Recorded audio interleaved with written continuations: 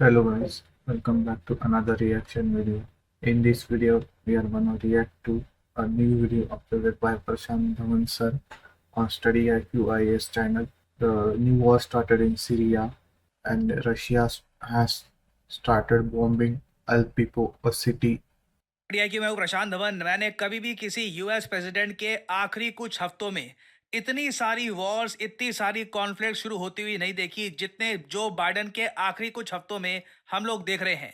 Syria एक ऐसा देश है जो आज के समय वर्ल्ड न्यूज में हर जगह आपको मिल जाएगा। यहाँ पे आप देख पाओगे by the way world map पे, ये यहाँ पे है सीरिया और दुनिया भर में इस पे आर्टिकल्स पब्लिश हो रहे हैं। सीरिया में क्या हो रहा है? सीरिया की आर्मी ने विड्रॉल अनाउंस कर दिया।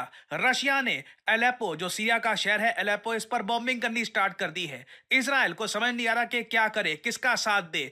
टर्की ने अचानक से एक ऐसा स्टेप लिया है कि दुनिया भर के इस्लामिक कंट्रीज शॉक्ड हैं।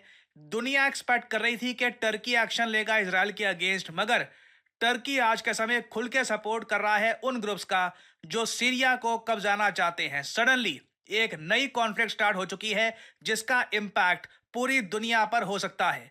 ऑब्वियसली आपके माइंड में बहुत सारे सवाल आएंगे कि अचानक से हुआ क्या है, सीरिया इतनी ज्यादा न्यूज में क्यों आ चुका है, ये जो शहर है अलेप्पो, अलेप्पो हर जगह अलेप्पो का मेंशन क्यों किया जा रहा है। बहुत ज्यादा सरल शब्दों में आपको बताता हूं ताकि आप आज के समय जो हो रहा है, जो आज सिचुएशन है, इसको प्रॉपरली समझ पाएं। नाउ सीरिया के बारे में अगर मैं आपसे पूछूं तो कुछ बेसिक बातें ज़्यादातर लोगों को पता होंगी कि सीरिया यहाँ पे आपको मिल जाएगा, इजराइल के पास है। इजराइल आए दिन सीरिया पर बॉम्बिंग करता रहता है। सीरिया में आज के समय प्रेसिडेंट है बशर अल असद, जिनकी सरकार रशिया को पसंद करती है, ईरान को समर्थन देती है, हिजबुल्ला को समर्थन देती है और इजराइल और यूएसए के अगेंस्ट है बशर अल असद की सरकार। और इजराइल और यूएस ये लंबे समय से कोशिश कर रहे हैं कि सीरिया में तख्ता पलट हो जाए, सीरिया में बशर अल असद हट जाए। नाउ सीरिया का मैप अगर गूगल मैप पे या फिर किसी और इंटरनेशनल वेबसाइट पे आप अगर देखोगे तो ऐसा लगेगा, मगर ये रियलिटी नहीं है। ये सीरिया की जो ग्राउंड रियलिटी है ये आपको नहीं दिखाएगा ये मैप। ग्राउंड रियलिटी सीरिया की ये है। इधर आप देख पाओगे जो ये लाल पार्ट आप देख पा रहे हैं, ये वो इलाका है जो आज के समय बशर अल असद के अंडर आता है। अब आप यहाँ पे कहोगे वेट, ये इतना सारा जो ये पार्ट है, येलो रीजन, ग्रीन रीजन, ये क्या बशर अल असद के हाथ से निकल चुका है? तो मैं कहूंगा हाँ बिल्कुल।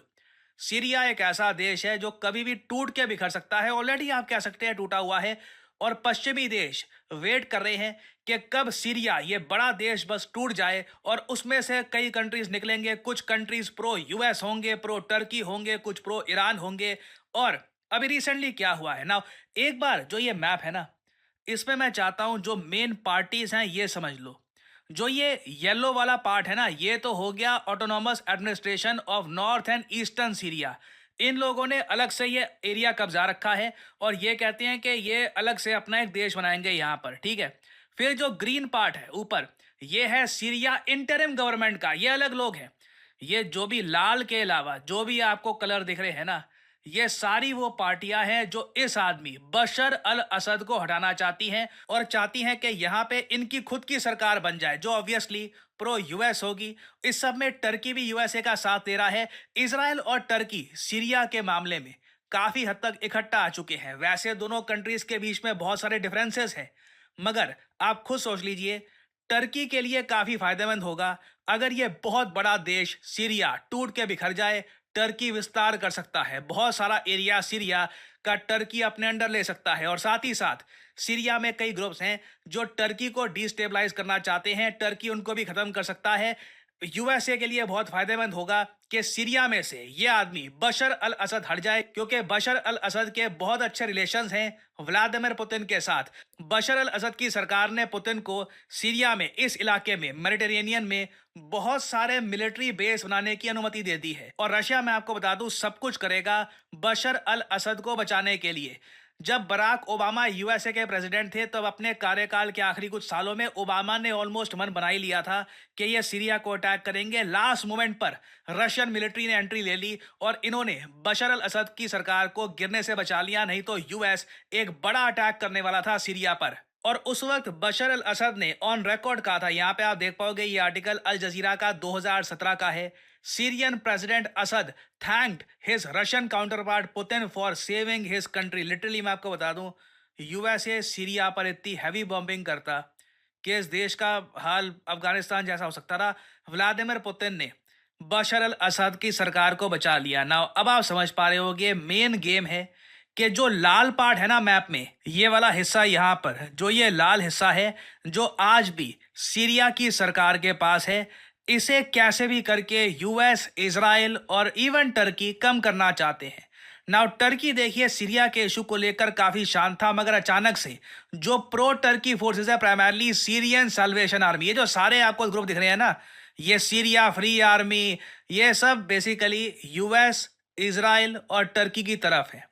इन सब ग्रुप्स का चाहे नाम अलग अलग हो, सीरिया को देखकर लोग कॉम्प्लिकेट कर देते हैं कि देखिए ये ग्रुप शुरू हुआ था 2015 में, 2017 में। हर ग्रुप की अलग एक आइडियोलॉजी है। कोई ग्रुप कहेगा कि बशर अल असद के हटने के बाद हम राज करेंगे, कोई कहता है कोई और राज करेगा। बट सभी जो ये लाल रंग के अलावा बाकी सब जो ये कब्जा कर बैठे हैं ना सीरिया, सबका एक मकसद ये है कि इस आदमी को यहां से हटाना है और obviously Russian military bases Syria से खत्म कर देने हैं। ये ग्रैंड जियोपॉलिटिकल गेम चल रही है इन सीरिया। नाउ टर्की से लोगों को उम्मीद क्या थी? इस्लामिक कंट्रीज ये उम्मीद कर रहे थे कि इजराइल जो आज के समय गाजा में कर रहा है ना, ये सब रोकने के लिए एर्दोआन कुछ कर देंगे, कुछ बड़ा कर देंगे, इजराइल के अगेंस्ट अटैक कर देंगे या कुछ कर देंगे। ऐसी स्टेटमेंट्स भी एर्दोआन ने दी थी कि वॉर हो जाएगी हमारी इजराइल के साथ, इजराइल को हम छोड़ेंगे नहीं। बट जब बात आई एक्शन लेने की, मिलिट्री आज के समय ये जो सीरिया की फोर्सेस हैं जो बशर अल असद के अगेंस्ट खड़ी है, इनको सपोर्ट कर रही है।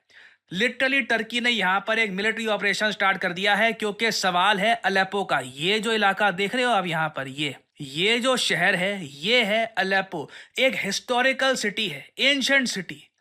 अलेप्पो आपको याद होगा एक टाइम पर जब इस्लामिक स्टेट बहुत फैल गया था, याद है आपको, आईसिस का जमाना था। ये हम बराक ओबामा, डोनाल्ड ट्रंप के टेन्योर की हम बात कर रहे हैं। उस वक्त अलेप्पो राजधानी हुआ करती थी इस्लामिक स्टेट की। बाद में इस्लामिक स्टेट के चंगुल से छुड़वाया गया अलेप्पो को, उसमें रशिया का क्रिटिकल रोल था।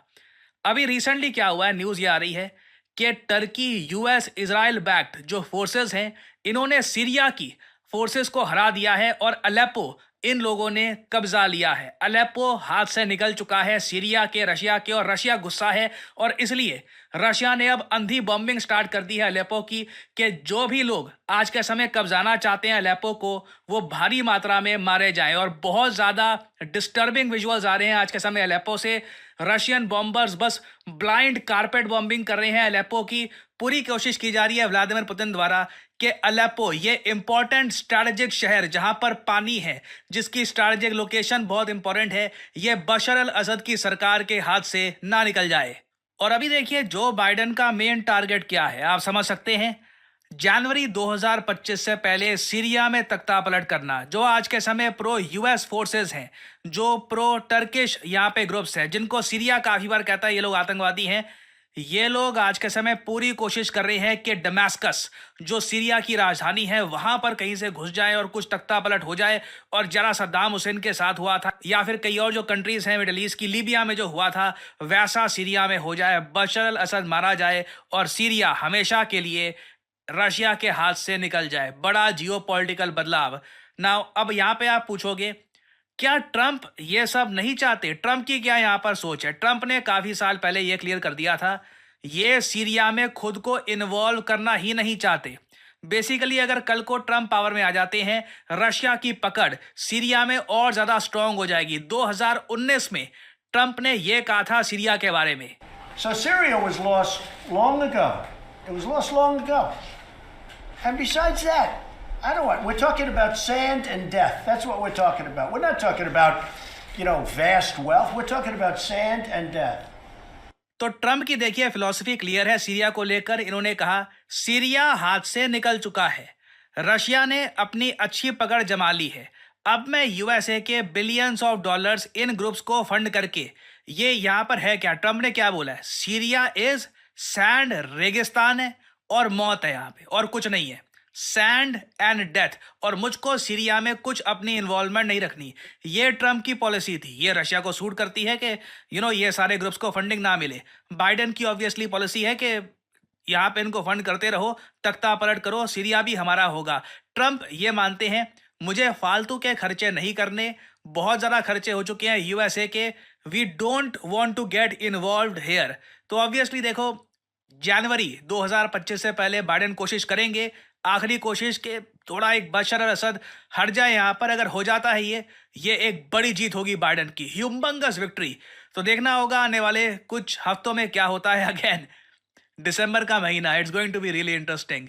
और कुछ अपडेट्स आती हैं तो मैं आपके लिए बाद में अपडेटेड वीडियो लाता रहूंगा। Finally So, from this video, we can conclude that the new war has started in Syria.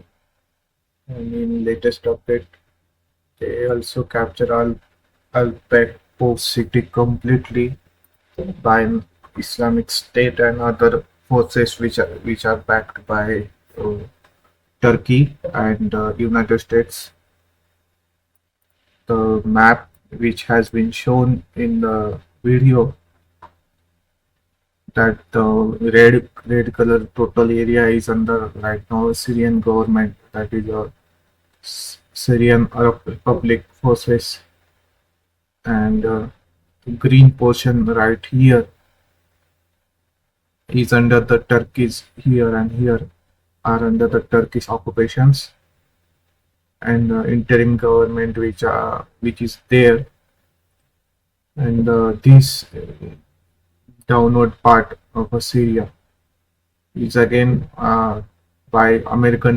occupied by American entities, which is called by Syrian Free Army, and there are also some bases are there. And as we know that in Syria there are ISIS components there.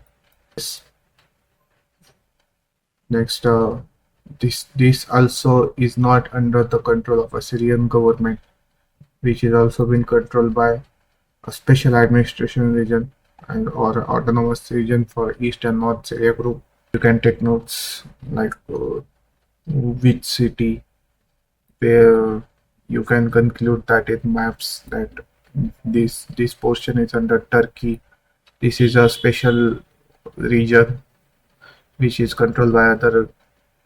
Thank you so much for watching. See you next time. Bye bye.